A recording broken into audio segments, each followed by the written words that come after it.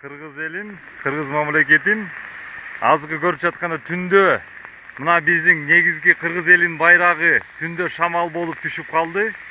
Тилекке каршы Facebook баракчаларында ушу желекти илиш керек деген бир топ посттор болгон. Биздин мэрибизби ким болот ошону илүү боюнча сунуштар болгон, бирок эмнегедир мына азыр таң аткы саат 5 болду.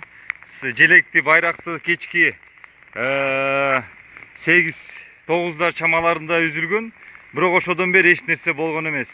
Бирок мына азыр жерде көрүп турасыңар, биздин кыран жигитибиз Азамат Жаналиев деген турат. Түнкү саат 10дон бери канчада келдиң Азамат? 12де келди дагы, 12ден бери мына өзүнүн үйүндөгү байрагы болсо дагы алып келип, ошо менен биздин негизги байрагыбыз, бул флагштогубуз байраксыз калбасын деп ошондой максатта келип туруп, мына түнү менен нөшөрлөнгөн жамгырда турат. Мына азыр бул жерде дагы биздин атын ким жигит? Азамат деген дагы жигитибиз Facebook'тан көрүп калып, өзүнүн желегин кийимин алып келип, ушу Азамат учуп калбасын деп атайын бул жерге келип турат. Айтып атам, таң аткы саат 5, жамгыр нөшөрлөгөн суук. Ошо карабай мына Азаматка же келип мындай интервью алып коелук деп. Азамат, эмне үчүн ушу желең алып келип туруп атасың бул жерге, байрагыңды? Биринчиден, ассаламу алейкум. Азамат Жаналиев, Максат аке тааныштырып өткөндөй. Үйгө келип, кечкисин үйгө келип чай ичейин деп, анан интернетти ачсам, желек шамалдан учуп кетиптир деген маалыматты көрүп калдым. Дароо үйдөн чыгып, жумушка барып, желекти алып келип туруп, бул жерге турдум. Ошол боюнча турам. Бир эле максат Кыргызстандын желеги жерге түшпөсүн. Анткени Кыргызстан желек түшкөн бул аза күтүүнүн белгиси, ар кандай немелери бар. Анан биздин желегибиз ар дайым желбиреп турсун деп, чоң желек болбосо дагы кичинекей желекти алып келип, ошол жерден кайтарып, кийинки чоң желекти илингенге чейин турайын деген жакшы ниетим бар. Бул иш дагы жаштарды, балким баардык кыргыздарды балким бириктирип калабы деген чоң ниеттерим бар буюрса. Ошо ынтымак эле болсун, эң эле башкысы. Бул абдан туура. Себеби дегенде кыргыз элинде байрак эки гана учурда түшүрүлгөн. Бул биринчиси аза күтүү учурунда, же экинчиси бул жоодон кандайдыр бир себептер менен жеңилгенде.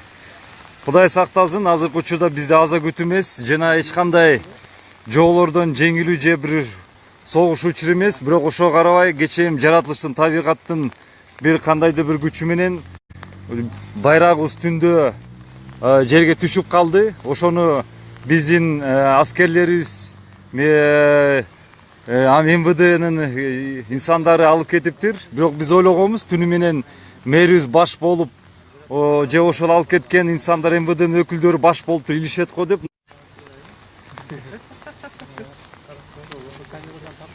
Мына азыр таң атканда 5 болду, али кечен илине элек, эмнегедир. Бирок биз ойлойбуз, азыр ушул биздин патриоттор бар, ушу Азаматка ошон жигиттер. Ушулардын жардамы менен мынакей желегибиз, байрагыбыз кичинекей форматта болсо дагы желбиреп турат дегендей. Площадь Ала тоо аянтчасы, Бишкек шаары, 2018-жыл. Аянтчада эч ким жок. Жалгыз гана биздин ушул байрактын сакчысы Азамат деген жигитибиз турат, Жаналиев. Азамат, айтсаң, оюң кандай? Ушул байрак бул биздин аянтчада тургандай, бул негизги символ болуп аткандай, мамлекеттин символу. Ушуну ким көзөмөлгө алыш керек азыр байрак түшүп кеткенден кийин? Ким көзөмөлгө алат экенин мен толук маалыматым деле жок. Же мэрия алабы, же улуттук гвардия алабы. Менин башкы максатым эле ошо байрак жокто, кичинекей болсо да байракты коюп Кыргызстандын желегин желбиреп турсак, бул мен үчүн чоң милдет катары өзүмө сездим.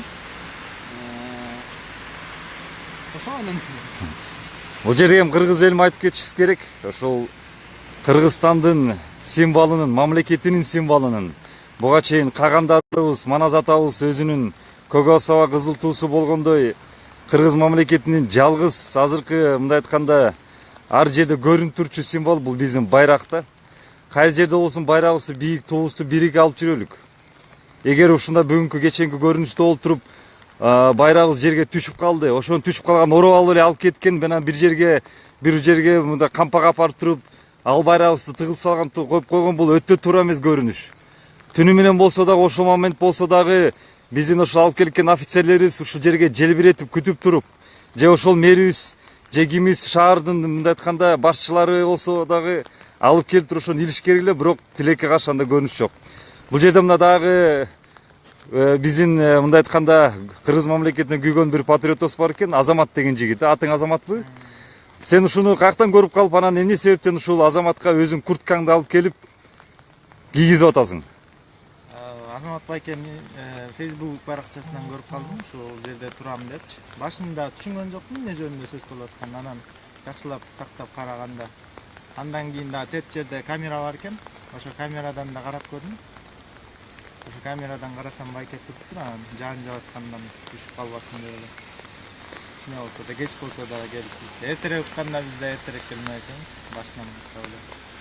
Мына ушундай биздин патриот жигиттерибиз бар болгон үчүн бири-бирибизге мындай айтканда көмөк көрсөтүп, кыргыз именно ушусу менен кыргыз экен. Кыйын учурда биригет. Жоо келгенде биригет, же кыйын учурда биригет. Мына бүгүнкү кече социалдык баракчаларда жазылып кетти. Байрак кулаганда бул бир жаман белги деген сыяктуу болуп, Маданадын Кудайым өзү алыс кылсын, кыргыз мамлекетинде ар кандай кырсыктан бөдө кырсыктан сактасын. Бирок ушул байраксыз болуп калбасын деп, мына бүгүнкү урматтуу кыргыз элим мамлекеттин жарандары, Азамат деген жигитибиз өзүнүн үйүндөгү кичинекей болсо да байрагын алып келип, ошону мына азыр борбор шаарыбыз Бишкекте аянтчада мындай айтканда желбиретип турат да. Бул жерде азыркы саат 5:30 болуптур. Бишкек шаарынын Ала Тоо аянтчасы жамгыр нөшөрлөп турат. Азыркы учурдагы аба ырайынын температурасы дагы кескин төмөн болуп турат, суук болуп. Ага карабай түнү менен Азамат деген жигитибиз келиптир. Саат канчада келдим дедиң, Азамат? Саат 12'de. 12'de келиптир дагы, мына азыр 5:30 болду. 5:30 саат турат. Эми билбейбиз, эми азыр биздин мындай айтканда шаардын жетекчилери качан ойгонот, жумшак төшөктөн качан мындай келип туруп чай пайын ичип, кофелерин ичип келип туруп, анан кийин байрак жок экенин анан качан түшүнөт экенин билбейбиз. Качан илет экен, бирок ошого карабастан Азамат жигитибиз байрак илмейинче мен ушул жерде турам деп өзүнө убада берип 5:30 сааттай турат. Өзүң боюнча кыскача айтып кетсең, Азамат. Өзүм Улуу Кыргыз Изи деген долбоордун жетекчиси. Буга чейин Кыргызстанды велосипед менен саякаттап 62 күндө кыдырып чыккам. Андан соң Казакстанды, Азербайжанды, Грузияны, көптөгөн өлкөлөргө барып келип аттым. Андан тышкары сүрөт дагы тартам, мык менен, анан жип менен. Путинге, мисалы айта кетсем, Рамзан Кадыровго, Мирзиёевге, Монголиянын президентине, көптөгөн шейхтерге кыргыздын атынан сүрөттөрдү берип келип жатам. Ошо эң акыркы 20-чы сүрөтүмдү ошо биздин азыркы президентибиз Сооронбай Шарипович Жээнбеков президентибиздин сүрөтүн тартып бүтүп, анан үйгө келсем, анан желек түшүп калганын уктум да. Анан ошондон анан чыгып алып келе бердим жака. Кыскача ошондой өзүнүн жөнүндө. Азамат жөнүндө айтып кетсек, билесиздер, былтырбы, мурдагы жылы Азамат Чыңгыз Айтматовдун сүрөтүн мык жана жип мыкмасы менен уникалдуу технологиясы менен тарткандагы бул биздин музейде илинип турат азыркы учурда. Мына азыркы учурда бул улуттук музейде Азаматтын чыгармачы изилип турат. Азамат Жаналиевди биз билебиз, кыргыз элимдин чыган патриотторунун бири.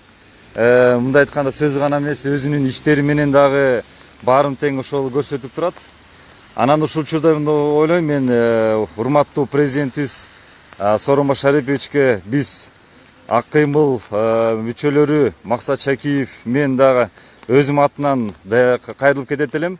Ушул Азамат Жаналиев жигитибизге балким Сооронбай Шарипович мындай айтканда ушул патриоттук үлгүдөгү жасаган кадамы үчүн, кыргыз мамлекетинин байрагы жерге түшпөзүн үчүн, желбирез үчүн жасаган өзүнүн бир кадамы үчүн бир мамлекеттик сыйлыкка ыйгарабы деп. Себеби дегенде бул мындай айтканда баатырдык бир кадам жасады. Желбирек мына байрагыбыз өзү флагшток байраксыз турганда түнү менен келип жамгырга карабай, температуранын түшүп кеткенине карабай аябага келип туруп өзү турат. Анан бул жерде дагы мына Азамат дегендей атына дагы эки жатына жараша дегендей жигиттерибиз да келип өзүнүн кийимдерин алып келип мына берип атышат үшүп калбасын деп.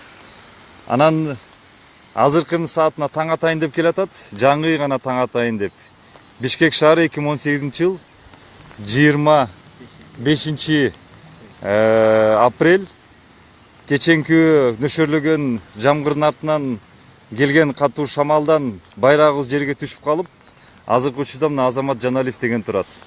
Мен Максат Шакиев, түз эфирде болгонума урматтуу кыргыз элим, ушундай патриот бололук Азамат жигитибиздей.